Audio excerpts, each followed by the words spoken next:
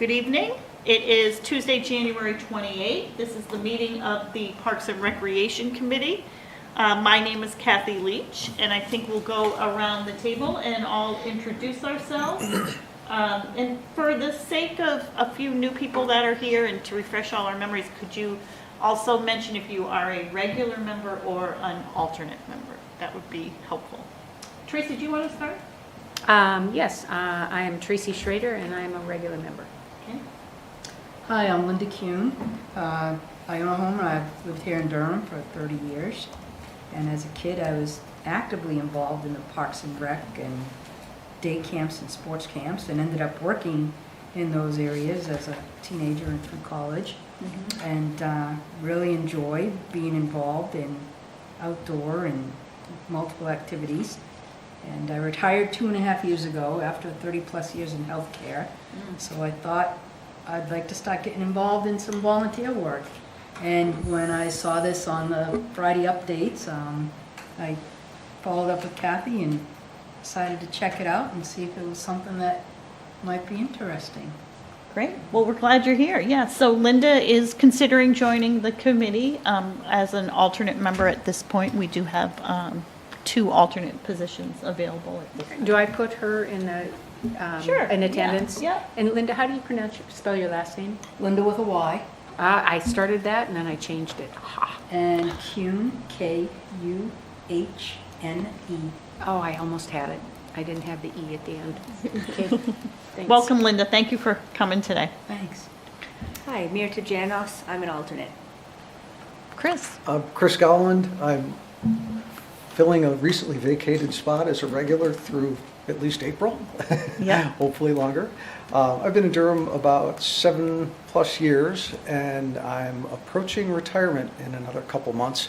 And over the last year, I've worked with Rachel on kind of an informal basis, just kind of helping get pickleball things ramped up in the area, and I've really enjoyed that. And I used to have a lot more time in my life to do things volunteer-wise with kid programs, music-related, rec sports, coaching, and that faded from life over the last several years, and I'm looking forward to getting more of that back into what I do on a day-to-day basis now that I'll have a little bit of time to do it. So. Great. Well, welcome and thank you very much. So yes, Chris is filling the spot vacated by Brian Keegan. And so that means that he's a regular member just until Brian's term would have run out, which is this April. But then again, hoping that you, like us, and you would be willing to re-up for another term after that. Otherwise, the shortest term in history. Yeah, right. Yeah. Chris, could you tell me your last name again? Gowland. It's Gowland. Gowland. Okay. Thank you, Chris. Thank you. Joe Friedman, a regular member, and I'm the representative from the town council. Great. Thanks. Matt Swiss, and I'm a regular member. Rachel Gazowski, Parks and Rec Director. And again, Kathy Leach, Chair and regular member. All right, let's get started. We are expecting Al Howland. Hopefully he'll come a little later, but he would round out the committee. I think that would be everyone, right? Yeah. Yeah. Okay. So, You have Erin, but she's not here, right? Oh, Aaron. and Erin, right? Okay. Sorry, Erin. Yes, she will not be here tonight. So right now we have the 2 alternate member positions available. So even if Linda decides to join the committee, we would still have that 1 alternate position available. So if anyone out there is listening and would like to join us, you could be in touch with Rachel or myself to talk about that. Okay. First item on the agenda is to approve the agenda. Do I have a motion to approve the agenda? I make a motion. Okay. Second? My second. It's I coming don't over want to to do you. it too quick. It's coming over to you anyway there. Okay. All right. Any discussion on the agenda? Any changes to the agenda? All right. Hearing none, all those in favor to approve the agenda, it would be Mirta, you can vote for Al Okay. at this point if you would like. Okay? So all those in favor of the agenda, say aye. Aye. Okay. So that should be 6. 6. Yeah, 6, okay. Okay. The next item is the approval of the minutes, and given our weird scheduling over the last few months, the minutes we are approving are from September 24, 2024. Are there, motion to approve the minutes of September 24? I'll make a motion. I'll second it. Any comments on the minutes, changes, questions? I didn't see anything. Rachel, can you tell me if Sarah Callahan's name is spelled correctly under roundtable, what Merta reported? Last bullet on page 1. Yep. That is, okay.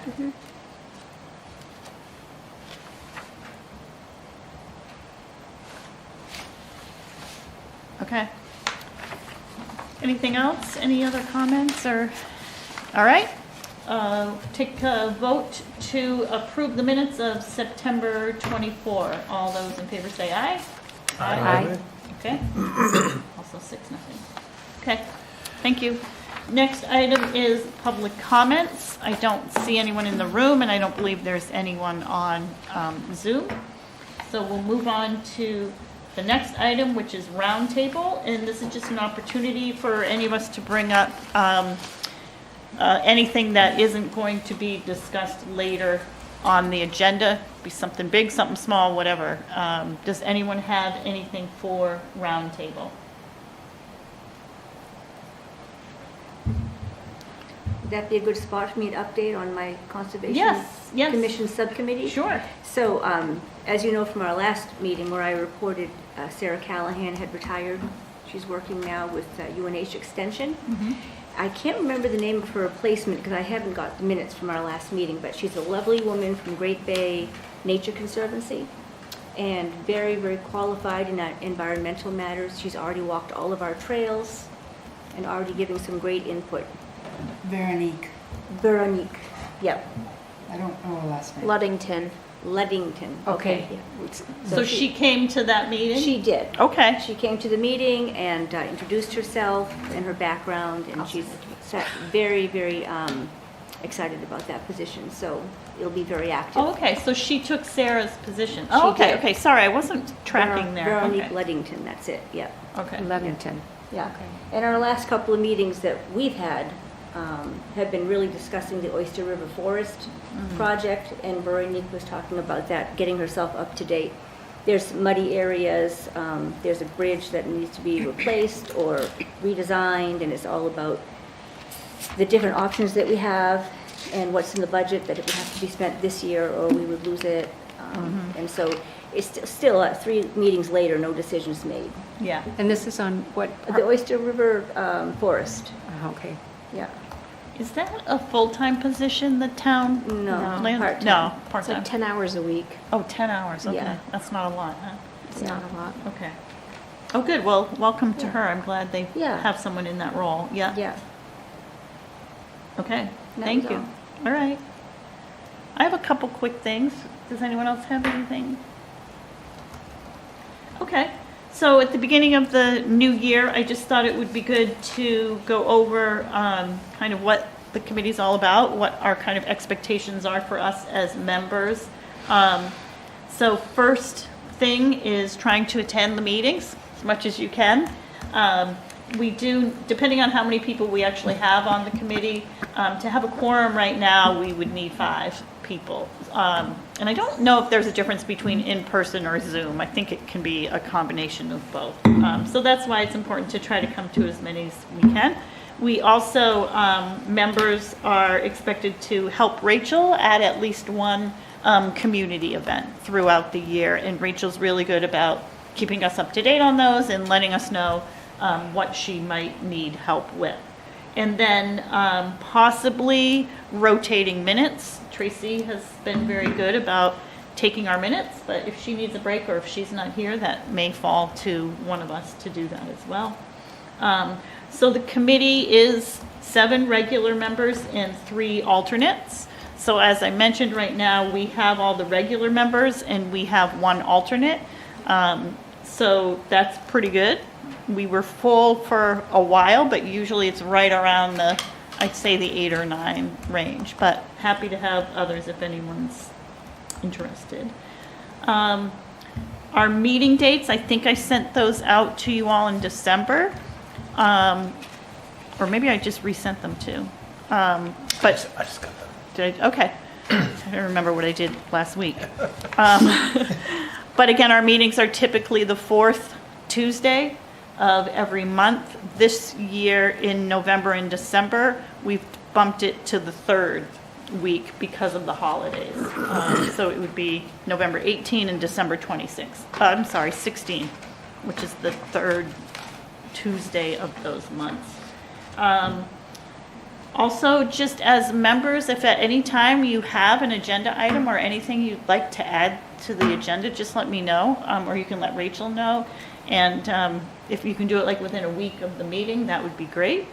So we can kind of get that on there. I think that I sent in December the final committee report from 2024. Does everyone remember getting that and seeing that? Okay. All right, good. If any of you need it, let me know and I can send that out to you.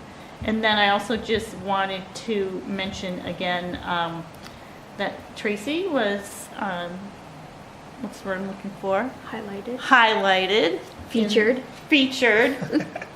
Made, whatever, in the Friday updates as a member of the committee. So that was great. So thanks for doing that. You were the first one, I think. That I must have been the town first one to respond. I was looking at good. everybody else's and they wrote big volumes and I just went, well, did.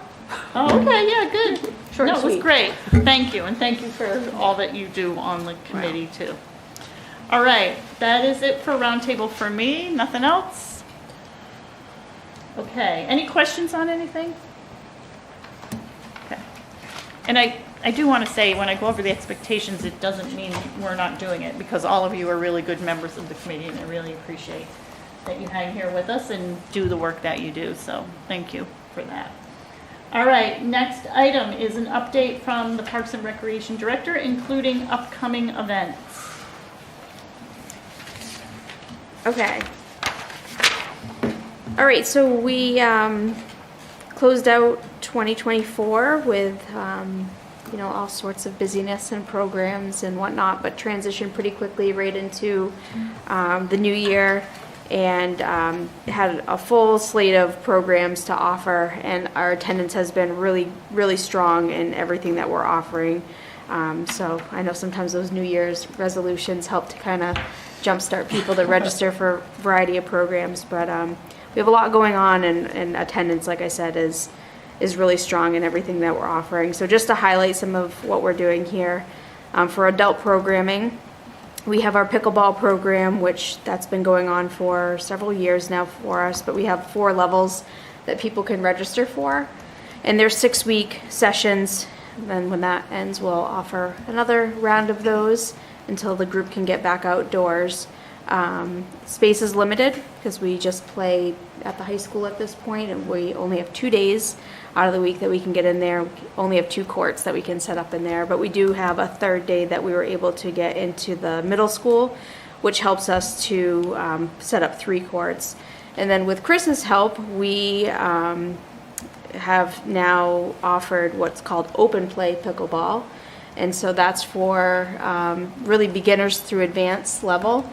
And it runs on Sundays. Registration opens the week before the Sunday play. So it's not a huge commitment, or you don't have to commit to, a 6-week session. It started at 9 a.m. to 12? 9 to 11 and then 11 to 1, so the 2 Well, it started with sessions. one session. Started with 9 to 12. 9 to 12, and Outgrew it. right, and immediately outgrew that. So with a wait list, so we worked on extending the time, and we now have 9 to 11 and 11 to 1, and registrations have been, going into our 3rd week of offering those 3 playing sessions? Yeah, this or is the 2 third one playing this Sunday. Yeah. Right, so the 9 to 11 session is definitely the popular one for sure, but the 11 to 1 session is has some pretty strong registrations as well. So that's been a great addition. Chris helps, Great. and his wife Daphne helped to coordinate that.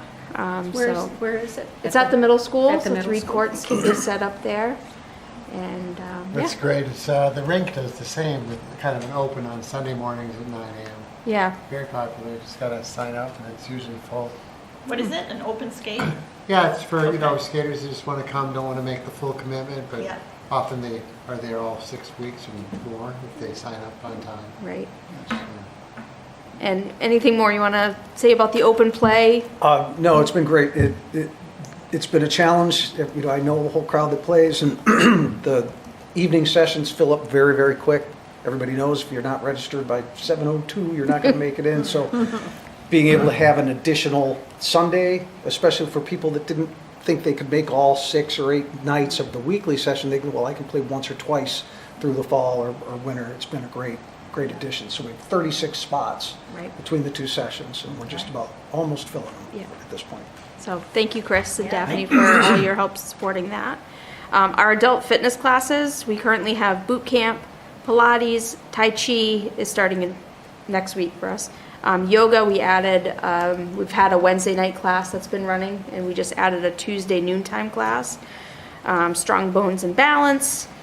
So all of those classes have either full rosters or really strong registrations for all of those, so that's been great. And the Tuesday noontime class has been a nice addition as well. And then another new program for us, we partnered with the New England Sports Hub up in Somersworth.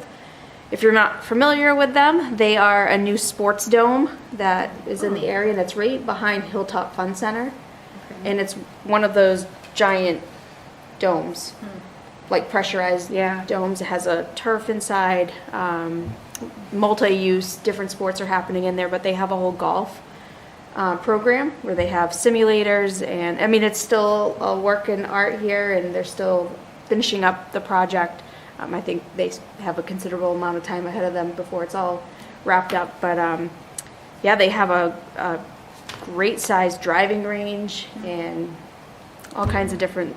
Is that what you're partnering them with? Yeah, so we Golf? partnered with them for adult golf, and we have, we offered a women-only group, a newbie night, and then an early bird golf starts mid-February for us.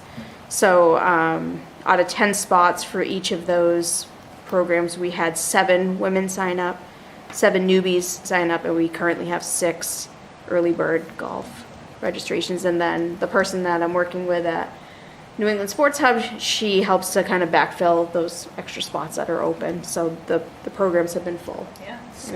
New England Sports Hub, huh? New England Sports Hub, yeah, it's pretty cool. Is that just a driving range, or do they have the simulator? They do Stuff have, too. they have the driving range, and then they have like tee off bays, I guess, if you will. But then they do have simulators that I don't believe are up and running quite yet, Okay. and then like an upper deck Yeah. as well. It's pretty neat. Yeah. So Is it mostly golf that they do there, or do they do other things? they do other things. Wow. Like my son Ben plays soccer there, and you go in and there's multiple ages of soccer playing. There's kids playing baseball.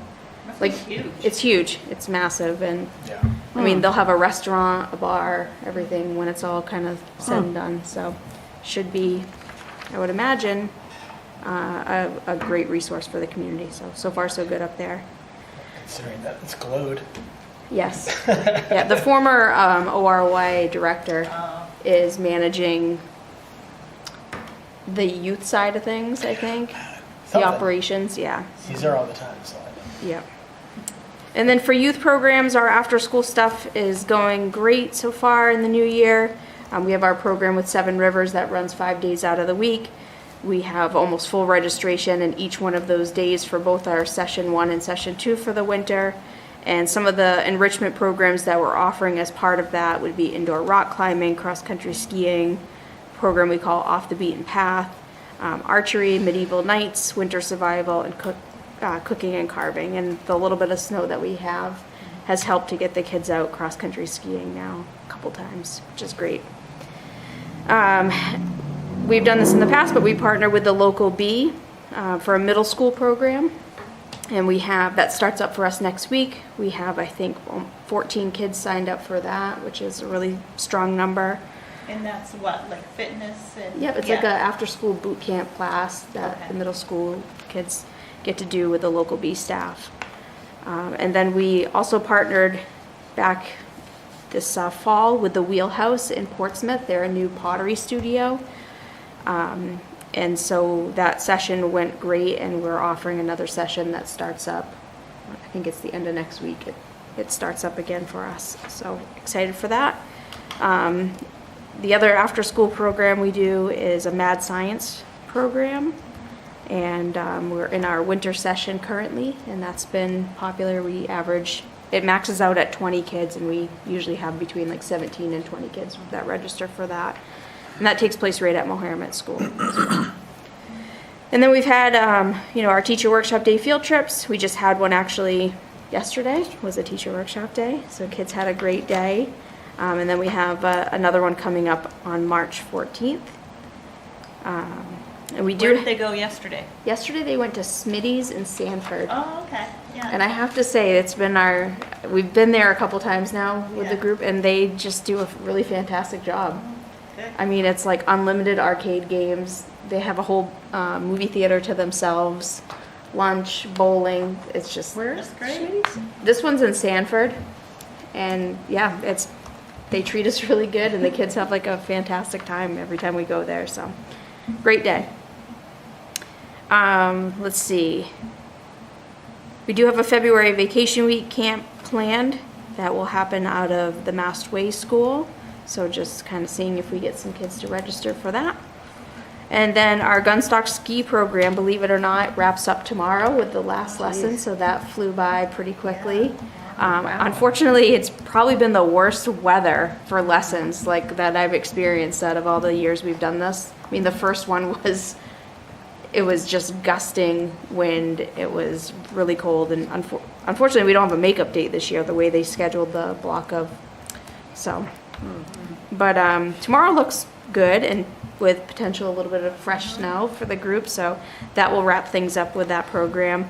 It's run really smoothly this year despite the weather, but we had 58 kids take advantage of the lessons. We can max that out at 65, so almost max that out. And then we had 81 kids take advantage of the pass-only option, which was great. And then Discover Durham's Trails. We have another session of those that's starting up for the winter. And on February 16th, West Foss Farm will be highlighted with Emma Tutane, I believe is how you say her last name, with UNH Extension, and we'll be looking for like animal tracks and how that trail also makes connections to multiple other trail networks here in the area. Do people have to sign up for that, or it's recommended, right? Yeah, so registration is encouraged, but it's not required. Okay, yeah. And, last year this past fall, we averaged, anywhere from like 12 to 30 people that would show up. Yeah. And we do a Facebook event post for it, or create an event for each one of these, and that way we can kind of see the interest level, which helps, and then people do register. In the fall, we would have maybe between like 30 and 60 people that said they were interested on Facebook. The numbers now are a little concerning because they've grown on the Facebook, so we'll see how many people come out. But right now we have 132 people who have said they're interested in attending the West Foss Farm. So where are they all gonna go? I don't know, so. All right, well. And then in March, we have a full moon walk at I know, Oyster that River sounds cool. Forest, and the group will be kind of, looking for native owls in the area. When was that in March? That's March 14th At Oyster River Forest? at Oyster River Forest. We currently have 252 people who have said they're interested in that one. It does sound really cool. Yeah, so maybe All a little right. too cool. Hope it's not cloudy. But no one has registered online for that one. We do have 7 people on the roster currently for the 16th. All right. Do you have a max for that? Like, have you set a limit? We haven't, but parking obviously is a bit of a issue, Yeah. especially in the wintertime for both of those properties. Yeah. It's like I said, we maxed out kind of like at 30-ish for the ones in the Yeah. fall. And that was a lot on some of those properties with the parking. But You may have to go to a register only. we may have Yeah. to, yeah. And Where- participation for those is free. Yeah. Where does it begin? What trailhead and parking do you use for that? For the Oyster River Forest, Yeah, right off Packers Falls Road, sorry, Mill Road to Packers Falls. Okay, yeah, There's the that's parking yeah, area right there with a kiosk. Yeah, And then just down from that is another couple, I don't know, maybe 8 spots or oh, so. okay. Just to go over some upcoming events that we have. These are, some smaller events that we do throughout the year. These aren't the big ones, but they kind of get us through the winter time. We have a Sweetheart Skate that is scheduled for, actually, is that next week, February 8th, from 4 to 5:30 at Churchill Rink. We do like hot cocoa, goodie bags, lights, a raffle, some like warm food, meatballs, and we have a Nice. fondue station this Wow. year. Which is Fancy. new, yeah. Wow. Pretty good addition. Fancy over there at Churchill Rink. Well, Parks and Rec. Okay, yeah. And then on March 16th, we have the annual Slush Cup Pond Hockey Tournament that will help to close out the year there at Churchill. We're doing it on Sunday this year because we're expecting both Oyster River teams to hopefully be in the state championship for hockey on that Saturday. So we'll see how that goes. That's usually a really fun event for us. And then the annual egg hunt will happen on Saturday, April 19th.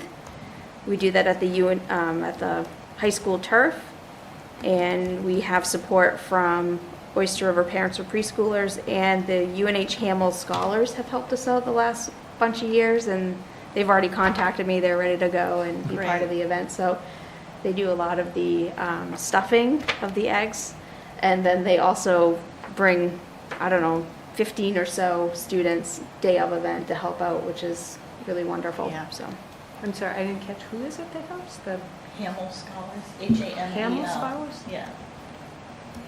They built that new building at the corner of Pettybrook and Main Street, a little addition on Main Street there. Okay, On Huddleston, yeah. okay. Never heard of them. they're a very smart Scholarly? group of students, and I think They're they're all New scholars. Hampshire. Are they? We're all from New Hampshire as well. Yeah, they're great. I love having them part of the event. And then just a quick note here, summer camps. Our registration is going to open on February 19th at 7 a.m. And we're busy just getting all the details for that squared away, including staffing, all the booking of field trips and whatnot, other rentals. And then, so we're offering 9 weeks of camp again this summer. And throughout those 9 weeks, we have 14 camp opportunities plus 5 weeks of reach field trips planned. So if you would like to take a little glance here, I can pass that around. It's just the camps that we're offering. Great. Yeah, all kinds of different things. So Yeah. we're busy over Busy. there. Never a next- dull moment. Next door. Yep. All right, thank you. Yeah. Any questions or comments for Rachel? All right, thank you very much, Rachel. You definitely have a lot going on over there, so. All right, next item on the agenda. I think this is you again, Rachel. You said you had some updates about the Churchill Rink. Yep, so just wanted to bring everyone up to speed a little bit on a few rink updates here. So Bill provided me with this information, and I'll just kind of read through some of it. And then I do have as well, these are plans to not be, they're not finalized, so we didn't want to put them like up on, but for our kind of Do we group's take- general review. I can take 4 here. One more. One more? Thank you. Enough. Yeah, I don't need to keep it there. Okay, so the renovation project, Bill had another meeting with the architect today, And hopefully, to complete the process of finalizing the conceptual plans, which you see here in front of you. That now includes recreation space at the rear of the building. Is this the latest plan then? This is the latest 128 is To what's right today, on it. yep. Okay. Oh, so where's the Are those entrance pickleball courts? now? They the space can fit 2 pickleball courts. That was the goal. So Kathy, if you're looking at that, where that rec space is in the Wow. the pink. I'm supposed to read, I'm supposed Where to do see I something register? that says rec Right. space. So this is Jackson's Landing right here, the playground? Mm-hmm. Okay. We should just get that. Where's the playground here? Nope, other Right side. out Where here. the bump out is. Right here. Do you know where's Okay. the water and where's the road? Which So is, this is the main entrance. okay, Okay. all right, okay, so water's back here. Okay. and To get that's it like- situated. I know, right? Okay, so Yeah. this is a draft. It needs Drops to off still the be cliff, polished before it's ready for final use. So the architect has a kind of a big deadline with another project this week, so it's going to be a little bit before he can kind of get back to us on some of what needs to get finished up. But once he has the conceptual renderings, he needs to get revised pricing from the construction management company. So this needs to get finalized first before that can happen. Okay. And then the strong resource group that is doing the financial feasibility study, they kind of need us to wrap all of this up before we can move forward with kind of Okay. finishing up our work with them. Okay, So they've been great, it's just we've been pushing off the meetings until this gets finalized. okay. Just a quick update on the season. He notes that the season will be extended by an extra 3 days due to the high school state championships being late this year, which are Saturday, March 15th, with 2 local teams who are quite good and possibly, hopefully, being in the final games. So yes, fingers crossed for both the boys and girls hockey team. Right, Matt? Should be. We'll see. So we pushed the slush cup, as I mentioned, to the 16th. Also, ORY cannot hold their tryouts for high school or their midget group tryouts until the high school season is over. It's like a USA Hockey rule. So those will happen concluding slush puck. Slush And that's an puck. ORYA program? That's an ORY program. Yeah, okay. Yeah. So those will happen on 3/17 and 3/18. And then last year, if you remember, Bill did like a Celebrate Oyster River Youth Hockey. So he's going to do that on Wednesday evening, the final night that the rink is open. Okay. So right now, it looks like the rink would close on the 18th? It will close, technically it'll 19th. close on the 19th Okay. with that Celebrate Oyster River Youth Hockey Yeah. program. And then the hopes to take the ice out by the 20th, letting things thaw out a It'll little be here bit. before we know it. It will be here. So about the fiscal year, although it's not finalized by town hall yet, financial numbers indicate that the rink had another record year with attendance and revenue. Almost all of the increase in the weekly receipt category, which is made up of public session, admissions, snack bar sales, skate rental, sharpening, etc. Those are all up. One-time private rental to people who, for hosting birthday parties, also continues to rise as word spreads that like the fun skate environment is a great way to celebrate. So people are using, that scene to kind of gather Yeah. their kids and all go to that. And then numbers indicate revenue of 429,000, expenses of 296,000, and a net revenue of 132,000. These numbers are just approximate at this time, Yep. but need to be finalized. And then Learn to Skate, the rink took over the Learn to Skate program this year, and one of the rink's regular part-time staff members, she's also a member of the UNH synchro team for skating. And so she has kind of brought a lot of qualified skating folks Yeah. to the program to help her out to run that. And the first session, they had 35 students take advantage. And then the second session, which just started after Christmas, They have 65 kids enrolled, so that's growing. Wow. And he did say that the, the limited space within the rink kind of makes that program a little bit of a challenge for them, but they're working through the details, and everything's been good. So the connection with Stephanie and her UNH connection has been a great way to attract quality coaches for the future. And then the Zamboni purchase, Bill's nearing the end of the Zamboni purchase process. Final approval will be on the agenda for the town council, the next town council meeting that's coming up. And then he just wants to give a shout out to his staff who have done a really great job. A couple of them have been there for, a couple seasons now, and they've really evolved into becoming a happy, cohesive family who care deeply about the rink. Sweet. They have fun while they're working, and he said he'll be a little sad when the season ends to have, his. I think he uses some of his actual family He as does, workers, yeah, doesn't he? it's true. Yeah. So yeah, that's the update on the rink. And if Great. there's any questions about the drawings that you see in front of you, I've been working with Bill on those as well. So. Well, I just wondered, could you take a minute to just, because I can't read, that's too small. Like just, especially if there's anything new from the last time, like anything been added, anything taken away? If So you we've been really trying to add this rec space to Yeah, it. yeah. And that's been like a little bit of a puzzle piece to do so.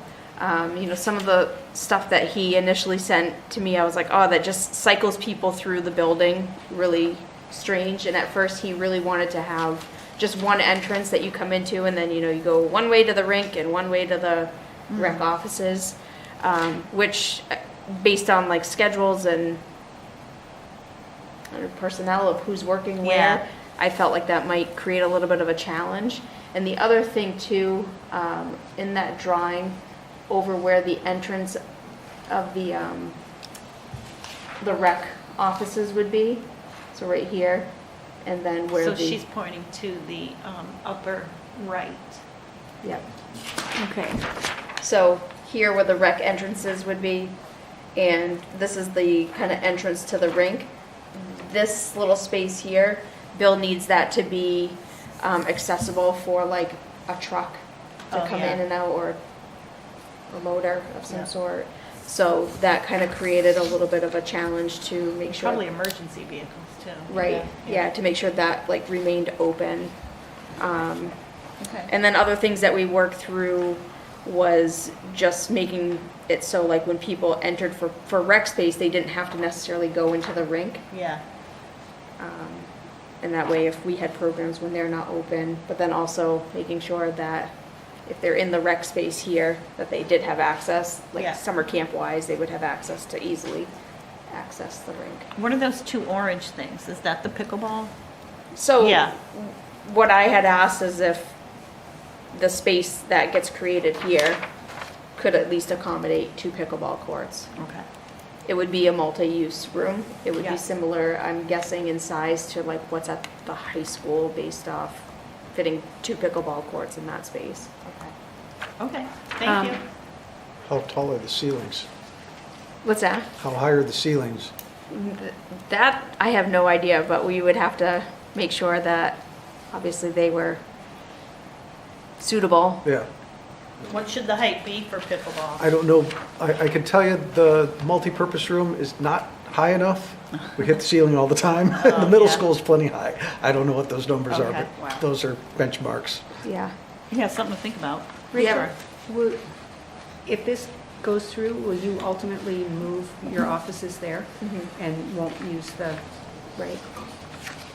Are these 2 rooms going to be available to be combined? Is that a moving partition between them, do you know? That, I don't know. That's a great question. Are those locker rooms?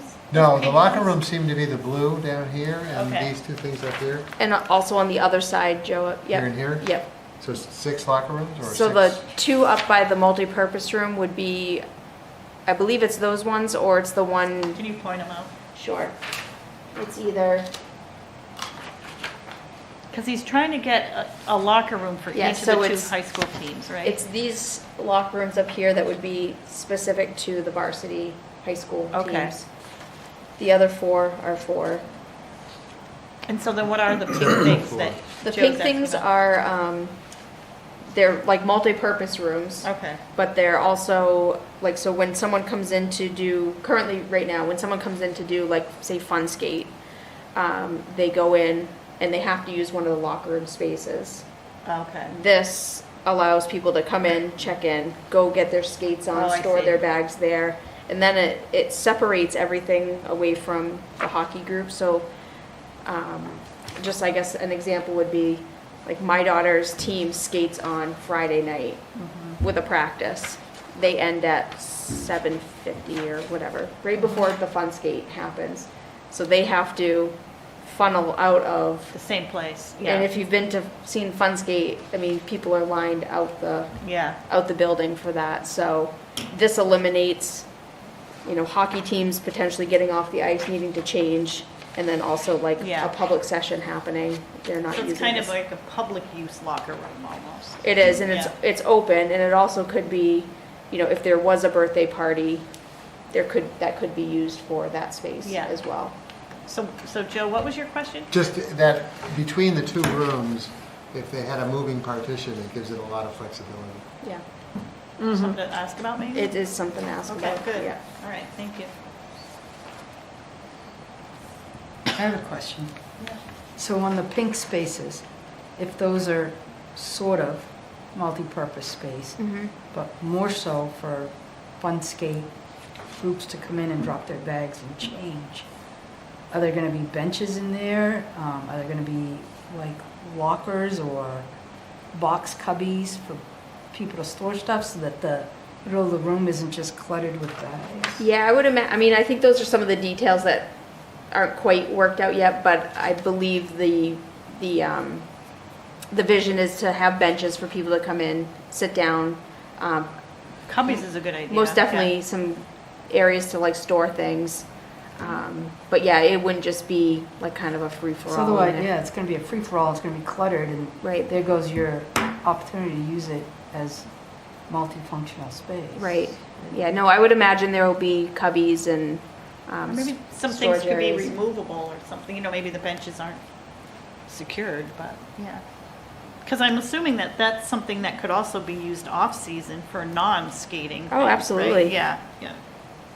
Yep. It's not easy to put your skates on standing up. No, yeah, there would be benches Well, yeah, around. they have benches now, so, yeah. But, yeah. Potentially even some tables that can come out and you could go sit down and, have a snack at or. And a people don't chocolate. usually bring a lot with them, they usually just bring their skates and then, yeah. Right. Okay, good question though, good idea. Anything else about the rink? This is I'll exciting. just mention it, I don't know if it was just me, but trying to register on Rec Desk yesterday was not working and couldn't get in, and for something at the rink, this, Okay. at this event coming up on the Sweetheart Skate. So the link, just the regular website wasn't working, the Rec Desk, Really? yeah. I just Well, checked it. you're asking the right person. It wouldn't be at the rink. It would be through So I went through Rec Desk to Okay. register for this, but couldn't even get to Rec Desk. Can you help In them out the back- tomorrow with that? In the back of my mind, I remember seeing a rec desk notification that their system was going to be down. Oh, I can't remember when they said that was. Okay. But there may have been a For, planned for their maintenance. maintenance, time, yeah. Possibly. I vaguely remember seeing that in the last couple of weeks. I will definitely look at that, Joe. And if Okay. you have a second after, I can pull it up see and if it just, works today, I didn't check it today. yep, make sure. Because did you do that off from Constant Contact? I just typed in the URL into the browser Okay. and it didn't work. Okay. Yeah, we'll make sure that Okay. is up and running. All right. Tell Bill and his staff, sounds like things are going really well and we appreciate everything that they do. Yeah. Yeah. Season's flying Busy, by. busy over Mhm. there, I know. Any other questions or comments? Okay, next thing is a update on the ARC project, which for those of you that are newer, let's see if I can get this right, Applied Recreation Research Collaborative. It is a department at UNH that we have the town hired at our request, the committee's request, to do a lot of work for us for 2 park projects, Jackson's Landing Playground and Woodridge Park. And so we've been working with them for a year, I think, already. They did focus groups, they did a big population survey that some of you may have received. And so I think I gave this update that I'm about to do again at the November meeting where there were only 4 of us. So I didn't think everybody had heard these updates. So I'm just going to go through quickly what I got in mid-October from Mike Ferguson. And Rachel and I contacted him again last week, and he says that for the most part, this information is still the current information. So I'll go back through some of it. Some of you know all this already, but so they did 3 focus groups for us in early April, and then they put together the survey with the committee and Rachel's help, and that went out from June 1 to August 17, and then we also did a QR code survey as well, and that was later. That was June 28 to August 17. So they delivered 3,000 kits, and they did what they call a knock and drop. So they had an actual person. It was a graduate student who went around to homes in Durham, Lee, and Madbury and would knock on doors and tell people about the projects and tell people about the survey and ask them to take the survey. And he says it's very notable that 60% of those distributions resulted in physical contact with homeowners, which is significantly above average. So I don't know, I guess we're all just hanging around at our homes in Durham more than other places. But he said the interactions with the residents were overwhelmingly positive about Durham Parks and Recreation from really all 3 towns of Durham, Lee, and Madbury. So they collected 454 completed surveys, which is a 15.1 response rate. And he says that the typical response rate for this is about 10%. So they're really happy with that outcome, with that return. And the surveys completed represent 60% of Durham population, 30% from Lee, and 10% from Madbury. You might remember that our split that we asked them to distribute was, Joe, you can help me, but I think it was 50% Durham, 25 Madbury, 25 Lee. Is that what you all That remember? sounds Yeah, right. yeah. That sounds right. So it came back a pretty good, more Durham than others. So we think that's helpful. And then there were 101 surveys that came out from the QR code, and not surprisingly, that was 83% from Durham, because that pretty much went out in Friday updates and things like that. So they in October he said they were moving into, and then last week he told us they're in the middle of the data entry, cleaning, and report preparation phase. And so the final phase of the study, which includes the final report and outreach presentations. So in October, he says that work would be done from January 1 to May 1. And then he clarified for us last week that I think really we're looking at May 1 before a whole lot is going to be ready for us, right. I think. So anyway, they are very pleased with how, the volume, the quality, and the representativeness of the data collected. So will be super interesting to see what that comes back.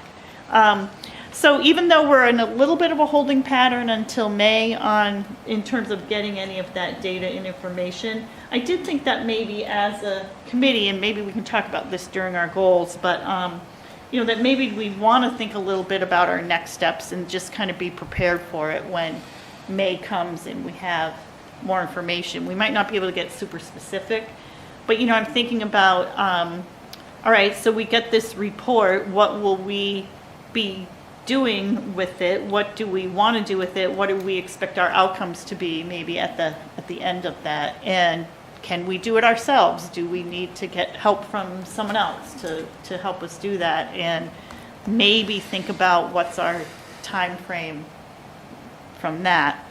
And they can help us with that too. I think the ARC people can really, that's part of what they can really help us with. But I thought maybe as a committee, it's something we could just think about and maybe talk about at some of our upcoming meetings. What do people think about that? Yeah. I know when we were proposing this to the town council, Yeah. we had said in 2026, that's when we would be putting in Yeah. the CIP items, so. Right. I think Which- it'd be great to be prepared to do at least like a phase one. Yeah, because if you want to get it in your 2026 budget or CIP, you've got to start doing that in August of 25, right? At least Yeah. If not before. before, probably. All right, so I wonder if maybe we could just brainstorm sort of what our strategy could be without really having any information, a lot of specific information. I remember taking the survey. I don't remember a lot about it. Was it a lot of open-ended, free-form kind of questions, or a lot of quantifiable? Yeah, it was rate at pretty 1 to 5? quantifiable. Yeah, I remember it as being quantifiable, like they had, I won't know the technical term, but like a range. Yeah, Strongly yeah. agree. Yeah, Rate 1 to like 5, agree, somewhat strongly agree. Yeah, somewhat disagree yeah. kind of thing. There Yeah. were some open-ended, like I think at the end, we wanted to make sure we gave the opportunity for people to say whatever they wanted, The reason I asked is that open-ended, without the help of AI, perhaps, it's going to be a much harder thing to interpret, right? Yeah. But those quantifiable fields, I'm just wondering, is there a little sneak peek we can get at some of the easier data to summarize? No. They won't No. bend on that And data. they have a good reason for it. I mean, you can't, you don't know, they don't want to say something early and then the final numbers come out and it turns out that wasn't 100% correct or whatever, so, yeah. They don't want to say anything in terms of their interpretation of what it may mean, or just showing I don't the know raw if it's data? data or interpretation, but no, they've been pretty clear that they don't typically give out information Okay. ahead of time. I mean, we can talk to them about other parts of it, maybe. And we'll be getting a draft report, I assume? Yeah.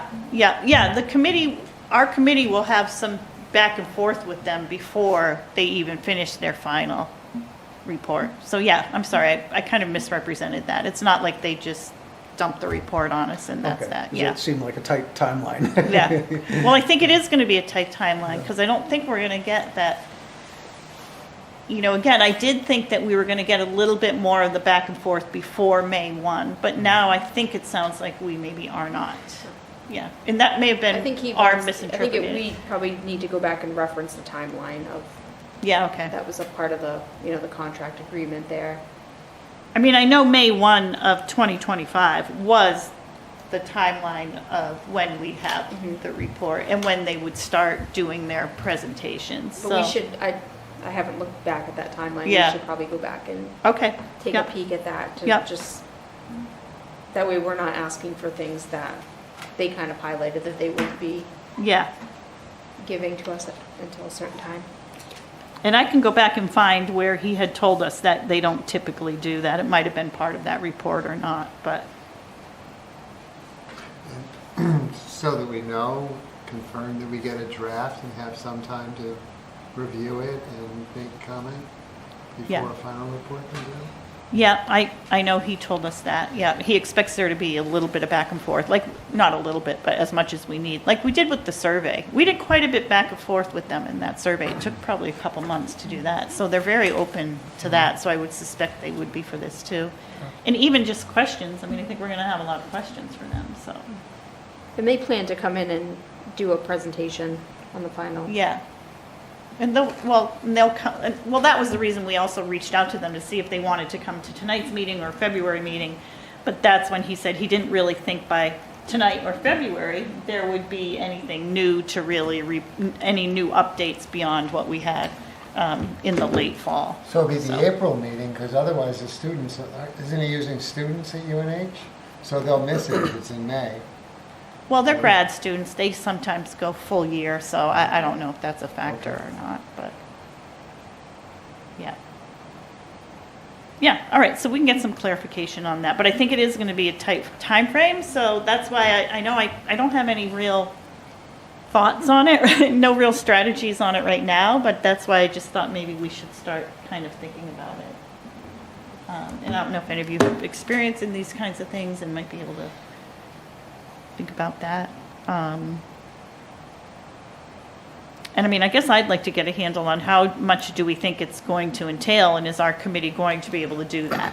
Or will we have to, I don't really want to ask for more money to hire someone else to help us with it, but if that's kind of where we need to go, it might be where we need to go. What do you think, Joe?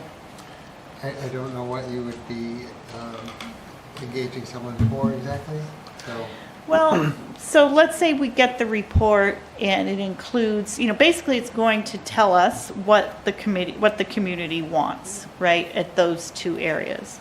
But, so so let's say 85% of the people say, oh, we want pickleball everywhere. So what's the next step in Rachel or this committee determining, okay, how do we get pickleball everywhere? And is that feasible? And what do we need? And where does it go? And do we have to redo that whole park to be able to get those pickleball courts there, plus the 6 other things that people want there? Just off the top of my head, that's kind of, where I think some of the things we're going to have to try and determine. People want pickleball. What's that? People want pickleball. I know, I maybe shouldn't have used that as an example, I was going to but, say, I I'd be think, surprised if that wasn't top of the list. yeah. Well, there'll be issues that I think that people are going to be dealing with when the report comes out, in terms of they're looking at Jackson's Landing, which they were asked to look at. There's a lot of focus on Jackson's Landing. I know the council's been briefed. They had a tour of Jackson's Landing. So there's issues about the expansion of that facility Yeah. and how it works with all the other uses that go there, including, down the water. So I don't know if we can expect to hire further consultants from that point, or rather just see what the recommendations are. Do we support them? Do we want to push for them? Okay, How's the rink project coming along? Because that seems to be tied at least to there. yeah, And if it's pickleball everywhere, maybe Woodbridge Park is the place for pickleball. I don't Yeah. know. But So, we'll see yeah. what they say about that. I guess it's starting to be used there. And what, Yeah. what they're going to say about Woodbridge. I know that this committee would have liked to look at all the parks, I guess, but it was. Well, we I- looked at the two major parks. I mean, this started way back as just a general parks and recreation. What are their needs? What are their wants for parks and recreation? And then I think the administrator said, and Rachel brought up the park, she did want definite input on those two parks. Yeah, Because they're Woodridge, aging. yeah, They're- Woodridge is. They're both aging, and they both Right. Yeah. need some attention, so we need to have a plan as to Right. what we're gonna do there. So I guess that's where, where do we how do we get to that point by July of 2025, Well, there was even talk in this last budget session about having a sidewalk that connects to the Route 108 sidewalk into the Jackson's Landing area. Yeah. Now, you could, in looking at it, maybe you just stripe it, maybe you build some sidewalk, but again, if we're talking about hitting the budget next year, that would be in the DPW budget, that we might want to have a good look at the plan and say to DPW, are you going to carry this next year? I mean, I would recommend that we look at Woodridge first, because there's still a lot of unknowns with Jackson's, and, Yeah, if the rink project moves forward, then that drastically changes maybe how we would approach certain things at Jackson's. So Woodridge is, I think, a great park to start yeah, out. yeah. Sure. But it's going to need some work, and there's going to have to be money, and Right.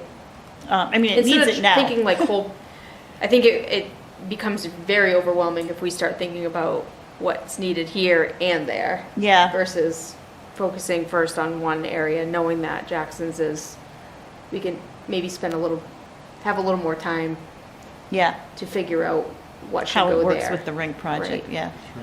But like what you just brought up, Joe, about the sidewalk, I guess this is what I fear that Durham does a lot, and all towns do. I'm not saying just Durham, but like we're keying in on a sidewalk. Well, what's the big picture? That's where I don't know if one committee like us should be the entire big picture group that probably is needed for some of all these things to happen. So that's kind of what I'm thinking about. Who's that person, or who's that department, or who brings the proper people together to get that big picture? Because I have a feeling there's going to be a lot of work that needs to be done at Woodridge for even the fields that are there, right? So who decides how that happens and how much it costs and what needs to be done? So I guess that's where I'm a little concerned about little things happening one-offs. Sure. And I think that what the council is looking for is, what does this report say? Where should we focus? Okay. Where's the use? Who's using it and for what? Where do we put our limited resources? I mean, Okay. But as a committee then, would you think that we should make recommendations based on the report? Yeah. Definitely. Yeah. Yeah, definitely. That's our role, I think. Look at the report. Is it accurate? Do we believe it? Do we support it? Is this what we want to move forward on as a committee? Alternatively, the report gets released to the public and we have a public meeting about something, and Yeah. Parks and Rec is involved in that somehow. Okay. So, Any other thoughts?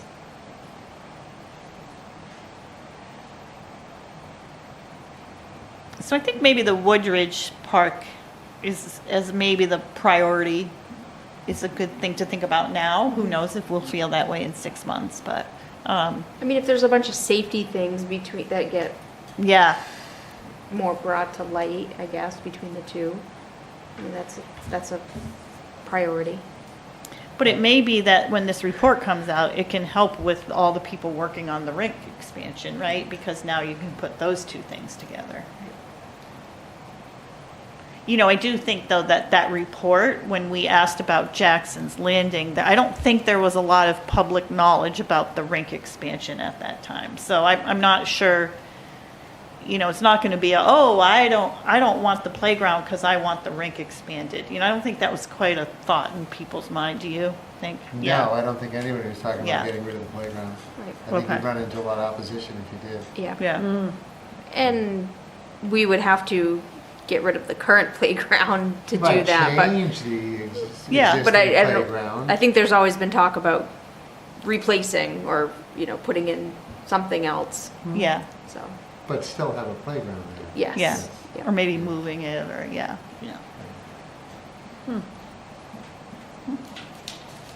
All right. I think you can't move the cemetery, though, can you? Can't do that. Oh, yeah. No, you can't do that. No. Watch Poltergeist. I want to go. No, Bill Hall. That will just be- sounds like bad. We don't want to like- bring those. Wasn't there a movie about When Yeah, we, go Poltergeist. Yeah. we did that playground. Don't say it. Okay. Next item is Durham Day, and that is you again, Rachel, I think. Yeah, so I know I said to you that I would send something out, but I just Oh, I forgot. did not do that. We're looking at Durham Day, the event that we've been doing downtown for, what, have we done it 3 times? 2 times? Yeah, 3, I think, 3? at least. Yeah. Yeah, I think we've done it 3 years now downtown. The first year it was absolutely perfect weather. We had great attendance. The last 2 years have been absolutely terrible June weather days. Really, I mean, we've had to wrap up early both the last 2 years because of rain and wind. The second year, kids were coming down with full-on winter jackets and hats. It was that cold out. So we just kind of feel like we're maybe striking out a little bit in that timing. And there's also just a lot going on in June amongst the community. And so there's like one weekend that kind of works for us. So just trying to think maybe outside the box a little bit. And in the past, we've done like a Music on Main, and it's been the first Thursday in August. And we've had like a band downtown on Main Street. A bunch of the businesses and organizations have kind of set up similar to like what we do for Durham Day. So I wanted to kind of see what people thought about potentially doing downtown Durham Day more into the summer and potentially like on a weekday evening versus a Saturday when people's schedules are busy. And Why not? Give it a try. Yeah, I we've think- been successful with Thursday summer events. We haven't done them in a while since our camp program has kind of gotten a lot bigger than what it used to be. That's consumed a lot of Yeah. our time. So anyways, I just wanted to see what people thought about kind of sticking with that June date, which would be more towards the end of June, because we want to stay away from the first weekend of June. That's Special Olympics here at UNH. Then what else is there? There's like high school graduation, End of school. end of school. graduation, Yeah, so there's all sorts of different things that are happening. So it's usually like that. I think last year was like the 23rd or something that we did. Do you know when Farm Day is? That's often in usually August. like end of August. Just like might the- wanna the double- 19th-ish. Double check, coordinate that, because I think they're planning on another year of it. Yep. Yeah, we would. And they do theirs on like on a Saturday. So anyways, Oh, right. we're up for suggestions, but can't quite kind of pick or find a date that feels like right to do, because the June date just seems like it hasn't worked out. Yeah, Um, I think August is fine. I don't know about the weeknight. I mean, maybe if we did a 4 o'clock thing, or, I don't know. And then the other thing I was thinking is, would your staff be able to plan this while you're in the middle of your camp? yeah, I mean, like Stuff. that type of event really doesn't take a ton of our staff, to be Okay. honest, as long as other groups and organizations Participate? participate. So that was the big thing. Do we think like our other committees would come out and do something in the evening? I think Tracy, you were there for Music on Main when we did that several years ago, and Probably. we had a couple hundred people that came out. Yeah, I just think, why not give it a try? And if it works, it works, and if it doesn't, then you can go back to a Saturday. I mean, because the last two, you're right, have been pretty brutal. Right. God, that first one was so good. It was great, It was so nice. but Those were the days. Did Durham Day in downtown replace what used to happen at Wagon Hill? yes. Yeah. And we definitely, I mean, I do anyway, we like it downtown better than there. Partly to bring business to the downtown businesses, and they all, they participate, and, We kind of outgrew the Wagon Hill space in terms of parking. Like yeah, that's true. the orchard was packed. People were like even parking up towards the wagon at some point.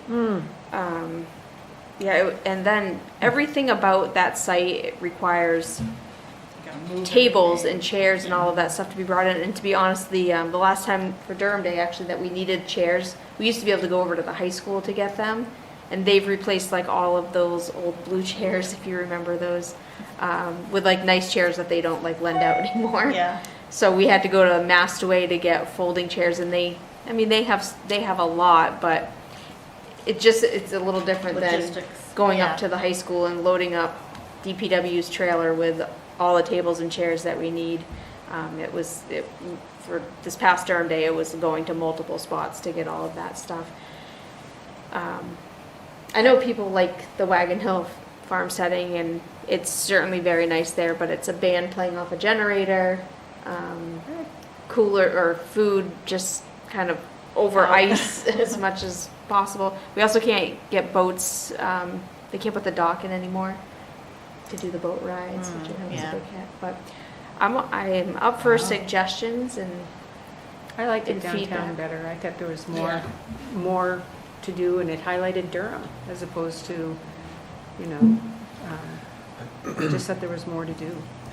Don't forget about the ice cream eating contest. people lost their minds. They did. Yeah, And, that was and we did do the chili challenge. Yeah, was all right. that was good. The ice cream was The ice cream was crazier. definitely great, but I think Yeah. people liked On the a chili cold challenge, day. and I think there was room for it to like, once they Grow. saw it in action, Yeah. like I think it would grow this year if we Yeah. offered So it we had again. 4 or 3? We had 3, but it was a start. Yeah. That's- They each had Restaurants? 2 though. Restaurants providing the chili, or is it individuals? that- Organi- The woman who Organizations. sold a machine to make the chili? Yeah. I can't remember exactly. Ah. Thermex or something. Yeah. I've never heard of it before. And Harmony Homes did. Harmony Homes did one. They If had- you really wanted to get into it, you could do like a resident one contest, then the business contest, then the, you know, Now And then the Town whatever committee. Tim's leftover. Drunken Tacos now, Oh, our that's barbecue right. place. Oh my gosh, that's right. Yeah. yeah. Oh, Anyway, we digress. God, We're thinking about food. So, I'm assuming you didn't have a rain date option when you did the June, right? We did. Oh, you did? Yeah, we had it on Sunday as an option. But it didn't rain until the end. Oh, okay. And Sunday's weather was even worse. Yeah. Yeah, Both years. yeah, So okay. we- Well, the worst one was the road race. That was just a downpour That was so the bad, whole too. entire time, but, yeah. So bad. Scarred. I mean, from I think August is fine. You know, like I'm just Tracy, thinking why like not try it. Why you not know? a try it. weekday evening, and then you do it like, people aren't giving up Yeah, their weekend. you could do it like 4 to 7, like Yeah. earlier, and then people could stay, have dinner, ice cream. ice cream, tacos. I mean, it would be Chili. great to potentially even like coordinate with if the MUB. Remember how they used to do the outdoor movies? Oh, Yes. yeah. Actually, when Kelly and I were talking, we were thinking we could focus things on Jenkins, like from, you know, Amy's Frame Shop up, not all the way down, with like the businesses and organizations, because they don't like being at 66 Main. Yeah, They say yeah. it's too far removed, even It if is a we little bring removed. stuff up there. Yeah. So that they could be in there and on Main Street, and then we could do an outdoor movie on 66 Yeah. Main in the lawn after to like wrap things And you'd up. also have a band. And That'd we be could great. set things up, Yeah. and that way it wouldn't impact like parking or anything like that. So anyways, that was Yeah. our, It'd be nice to bring attention to 66 May, and that'd be a good way to do it. Yeah. right. Yeah, I think it sounds good. Yeah, Yeah, I mean, Okay. everybody think Yeah. worth a try? Mhm. Yep. Okay. well, we won't book anything quite yet, so if, you know, you go home and you're like, mm-mm, that doesn't sound right, then just let me know, but. No, I think it sounds, Well, and maybe as you're out and about, you could ask, you know, I'm not out and about with younger families anymore, but Matt, you are. Maybe we could just see what people think. I mean, weekends are definitely where people disappear. So Right. if people Yeah. are going to be around, it's going to be Thursday night. Yeah. Yep. If you get it in a regional calendar, you might get some tourists in town too, if you're looking for just, Yeah. a crowd. Yeah. I don't know if there must be a regional calendar somewhere, Yeah. or the state of New Hampshire has a calendar.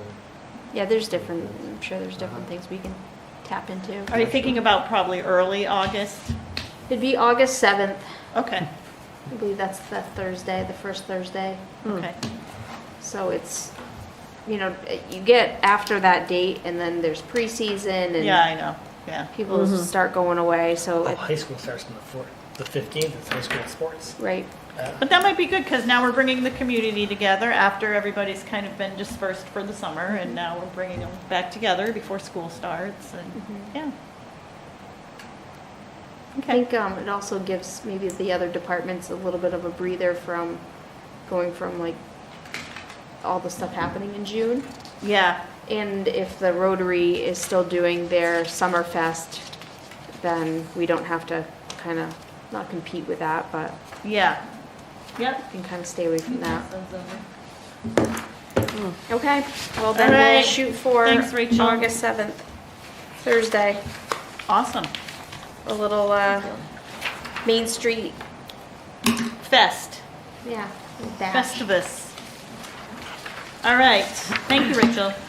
Next item is the committee goals. We don't have to get super into this evening, but I thought we could start talking about it. And I apologize, I meant to send out this list of goals earlier. But this is just a first draft.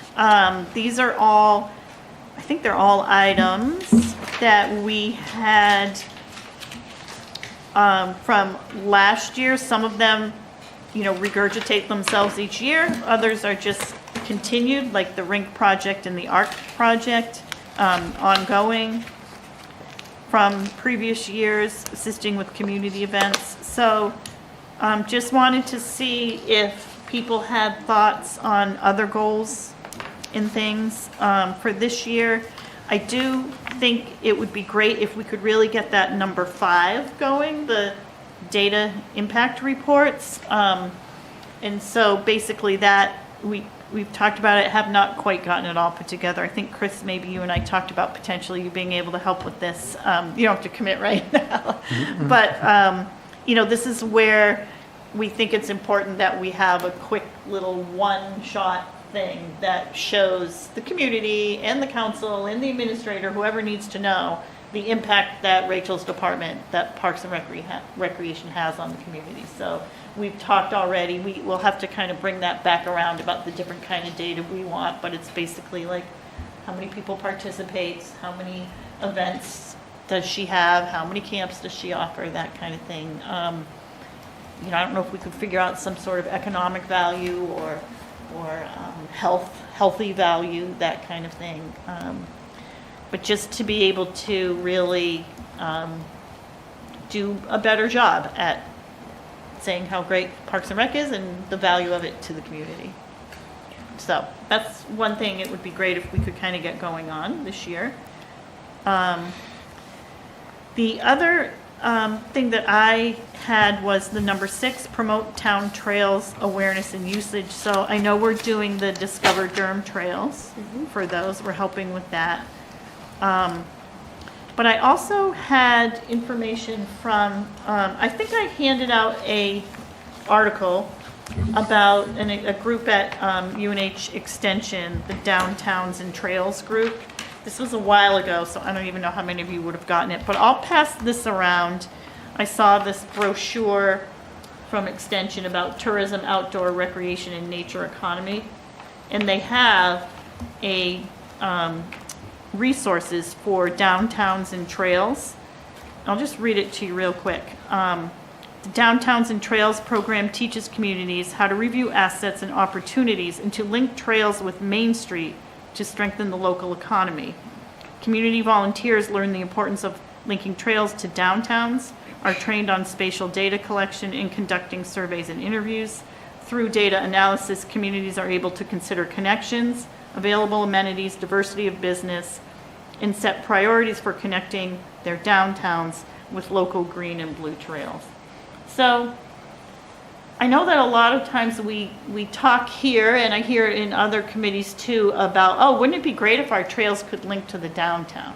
But again, it's kind of like, okay, well, who is going to do that?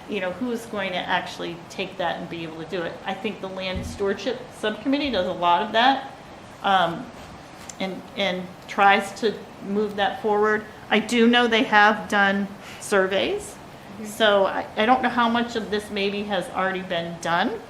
But I just didn't know if the committee, if you all felt like maybe that was something as a committee we could bring forward to whomever, and I don't know exactly who that is at this point, to see if we wanted to reach out to Extension and see what they might be able to offer. Well, Sarah Callahan works there now. Yep. So, and she's now an alternate on our subcommittee. Yep. And I think it's what's her first name, Rogers, that does this? Shannon. Oh, yeah. Yep.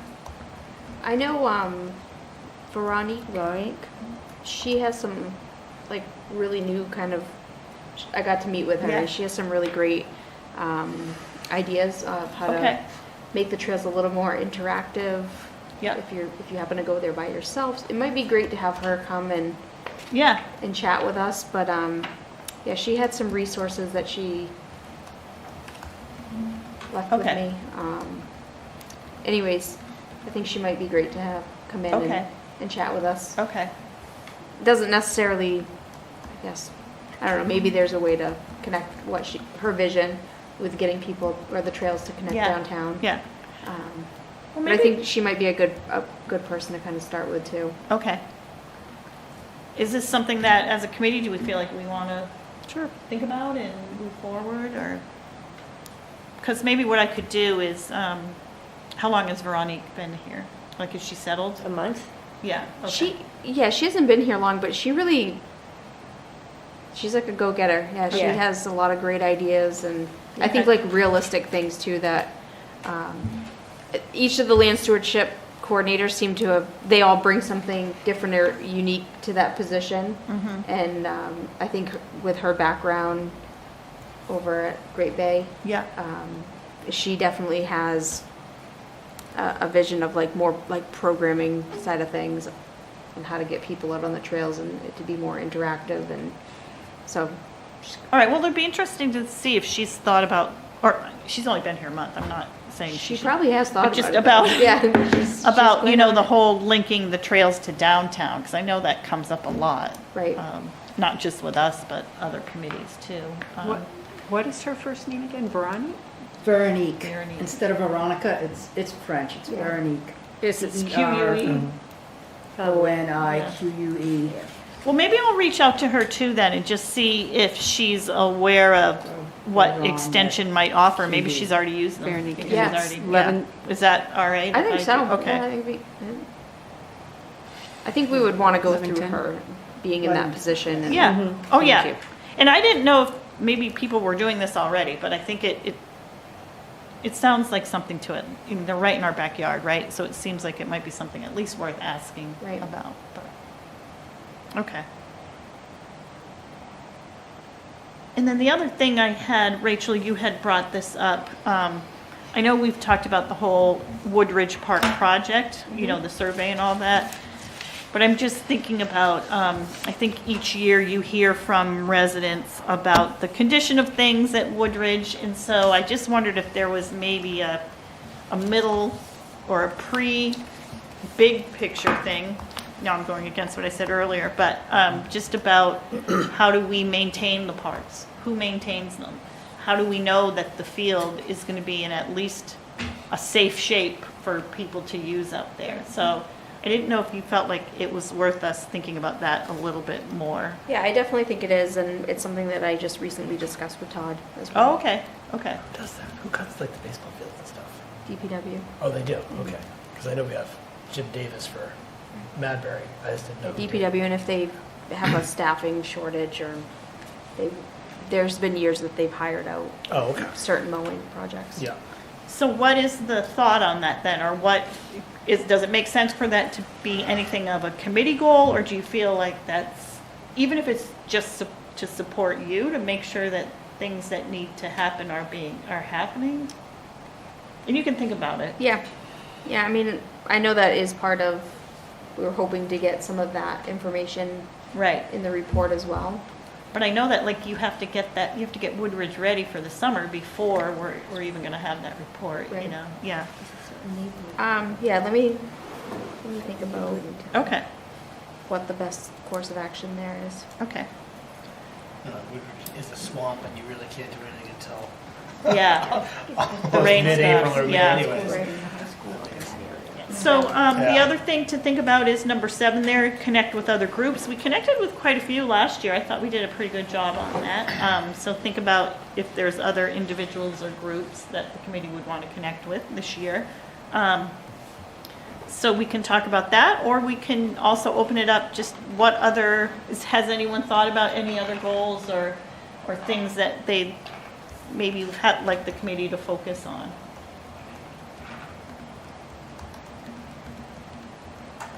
I mean, I think these are pretty good, and some of them are, you know, like 3 and 4.